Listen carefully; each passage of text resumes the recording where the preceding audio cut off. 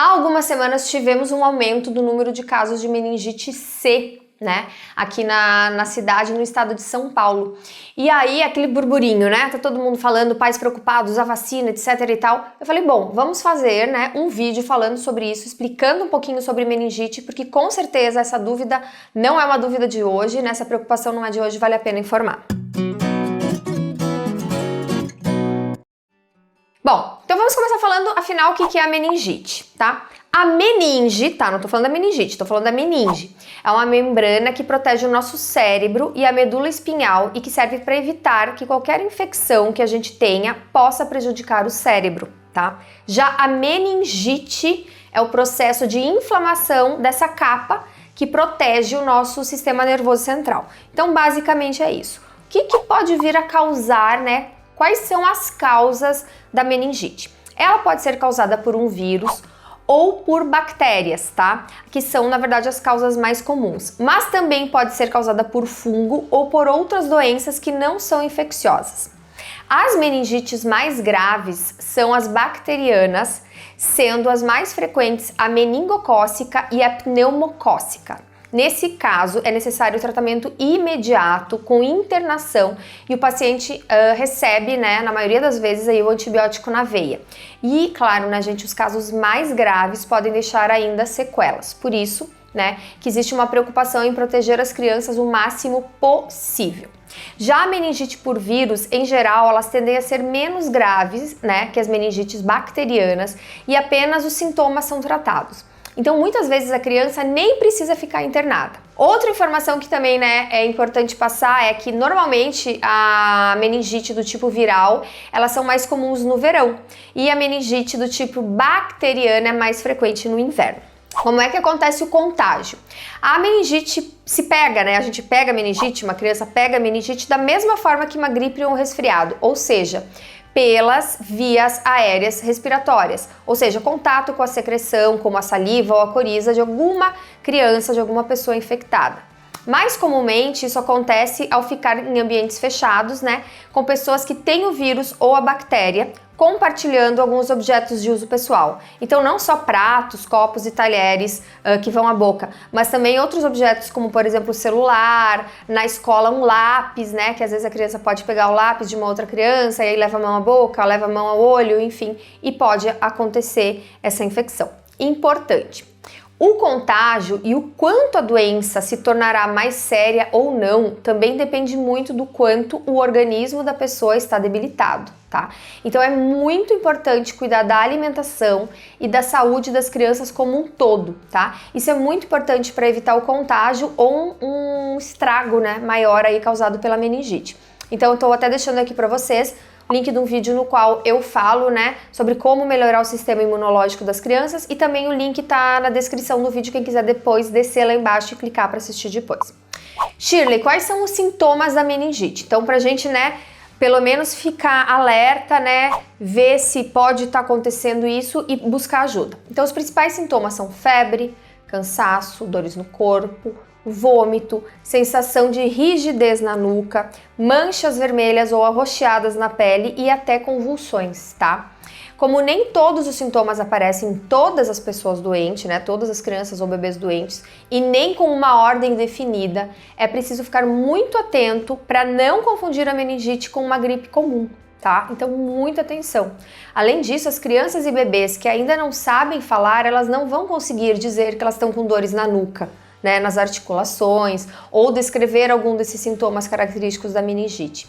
Então, o que vai acontecer é que os pequenos vão ficar extremamente irritados, com aquele choro que não passa, chatinhos mesmo, sabe? E se isso acontecer, melhor suspeitar e, na dúvida, sempre é melhor consultar um médico, um pronto-socorro, um posto de saúde, tá? O período de incubação da meningite ele costuma variar de 2 a 10 dias, tá? Sendo a média de 3 a 4. E importante, depois de infectado, né, o quadro clínico da criança ele pode se deteriorar, podendo levar ao óbito de 24 a 48 horas após os primeiros sintomas da doença.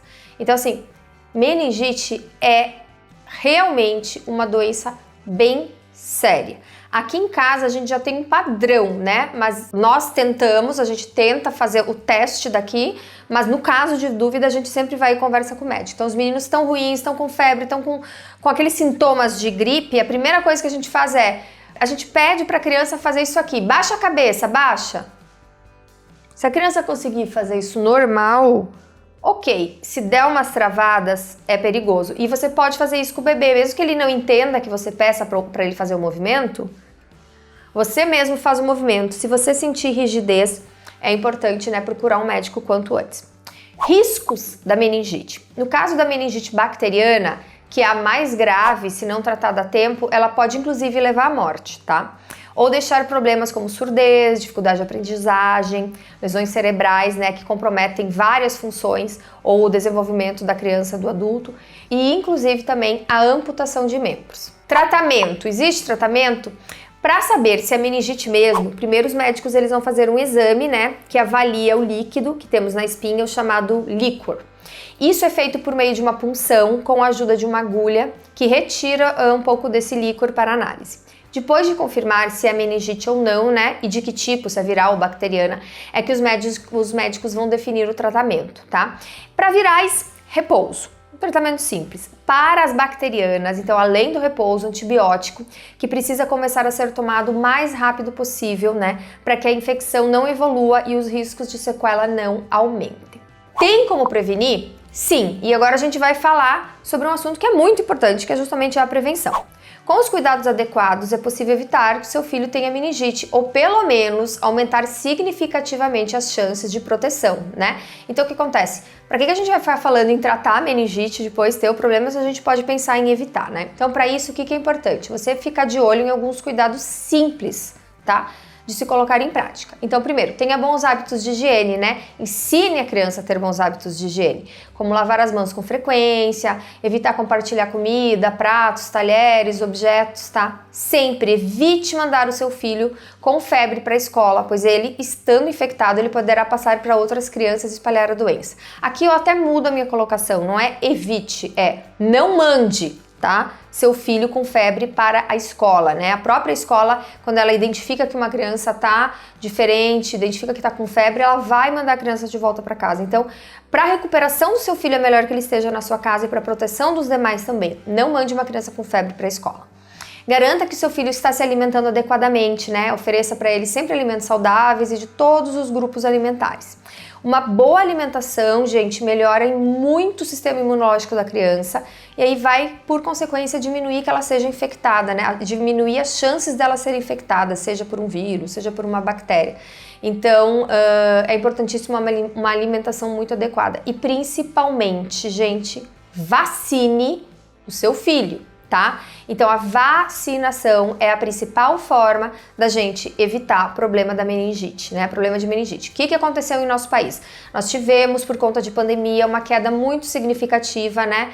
Na vacinação das crianças, de todos os tipos de vacina. Por quê? Porque no medo de sair na rua, do Covid, então se pulou a vacina, acabou não se colocando em dia as vacinas das crianças atrasadas, acabou que aumentou aí, né, os casos da meningite, principalmente a C, e casos de outras doenças também, tá? Então, gente, é muito importante, quem tá com a carteirinha de vacinação atrasada do filho, vá a um posto de saúde, vá no local onde costuma dar as vacinas, veja que tá atrasado e coloque em dia. Isso é muito importante para a segurança do seu filho. E agora eu vou explicar um pouquinho para vocês, tá? Sobre as vacinas que existem contra a meningite. Bom, vou deixar então aqui para vocês, tipo uma espécie de guia, tá?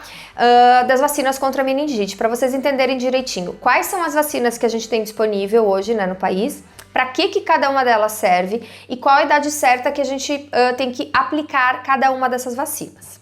Então, a primeira coisa é importante dizer que existe, sim, né, vacinas que protegem contra a meningite, mais de um tipo de vacina, né? Entretanto, infelizmente, não há vacinas que protegem contra todos os tipos de vírus e de bactérias que causam a meningite, tá? Então, existe vacinas para evitar, mas não existe para todos os tipos de formas de meningite. Agora, quanto mais, né, você puder se proteger, melhor. Então vou falar um pouquinho da meningite viral. Você sabia que qualquer vírus pode causar meningite?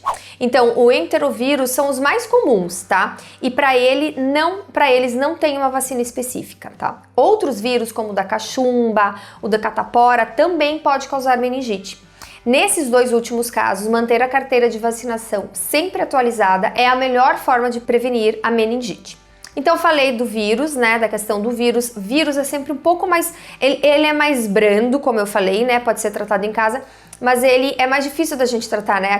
Sempre aquela história assim, putz, virose é uma dureza, né? Não tem medicação para tratar. É simplesmente, né, tratar os sintomas. Mas tem a questão da vacina para algumas doenças que podem levar a meningite, então é importante tomar essas vacinas. Agora, a meningite bacteriana. Agora o assunto ele se tornou um pouquinho mais complexo, tá? E para vocês entenderem direitinho, eu vou falar sobre os tipos de meningite bacteriana que existem e quais são as vacinas adequadas a cada um deles. Então vamos lá. Meningites bacterianas são causadas principalmente pelo meningococo, pneumococo e hemófilo, tá? O hemófilos o hemófilo que eu falei agora, ele seria o Haemophilus influenza do sorotipo B. Olha que complexo, tá? Não vem muito ao caso gravar essas informações, como eu sou meio CDF, eu gosto de trazer. As outras bactérias também podem causar meningite, tá? Outros tipos de bactérias, mas são bem menos frequentes, né, os casos causados por as outras. Então vamos lá. A vacina contra o hemófilo já está no calendário nacional de vacinação há muito tempo, tá, gente? E por isso diminuíram muito os casos de meningite bacteriana no nosso país, tá?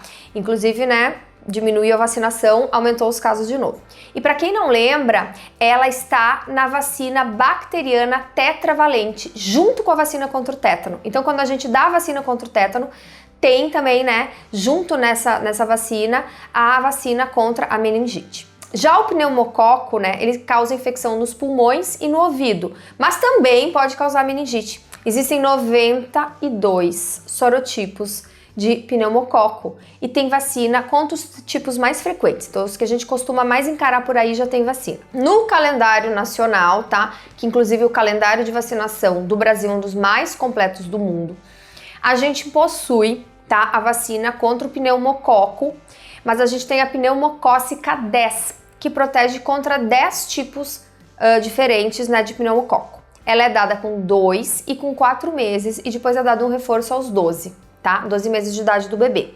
Segundo a última atualização do calendário, tá desse jeito, tá bom? Já na rede particular, é dada a pneumocócica 13, que protege contra 13 diferentes tipos, tá?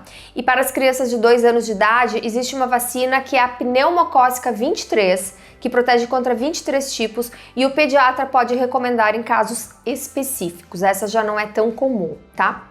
Os principais subgrupos do meningococo, agora, né? Vamos falar do meningococo. Quais são os principais subgrupos? São o A, o B, o C, o W e o Y, né? Sendo que o sorogrupo C atualmente, né, é o mais frequente em todas as faixas etárias do Brasil. Isso é um fato que é inclusive onde teve o surto, né, agora aqui em São Paulo. E por isso, há poucos anos colocaram a vacina contra o meningococo C também no SUS, tá? Então a vacina ela é dada com 3, com 5 meses e com reforço aos 12, tá? Ainda há na rede privada outras 2 vacinas contra outros tipos do meningococo que ainda não tem previsão de serem distribuídas pelo SUS, mas que é bom, né, para os pais já saberem e podem conversar com o pediatra. E quais são essas vacinas? É a meningocócica ACWY, né, que além de proteger contra o tipo C, que é a vacina do SUS, protege ainda contra os tipos A, W e Y, que são tipos menos comuns, tá? E ela pode ser tomada a partir de 1 ano de idade. Já a vacina meningocócica B é uma vacina que chegou no Brasil em 2015, passou um período em falta, voltou, acho que agora está normalizada, e os bebês podem tomar essa vacina com 3, 5 e 7 meses, depois um reforço com 12 meses, tá? Quem já está com mais de 1 ano, toma a vacina apenas em 2 doses. Então, por aqui a gente deu a vacina do meningo B e foi dada em 2 doses porque os meninos já tinham a idade suficiente para isso. Agora, gente, eu vou deixar para vocês na descrição do vídeo, lá embaixo, tem que descer lá embaixo e ler quais são as datas que são dadas todas as vacinas. Eu vou deixar um resuminho lá embaixo, vocês podem ver e olhar e conferir, que é mais fácil do que eu ficar falando aqui pra vocês, que vocês não vão gravar. E por fim, né, sempre lembrando, cuide muito da imunidade do seu filho, alimente seu filho bem, tome todos os cuidados necessários. Um vídeo super bacana aqui pra vocês com 10 dicas pra aumentar a imunidade. Espero que tenham gostado, um beijo e até a próxima.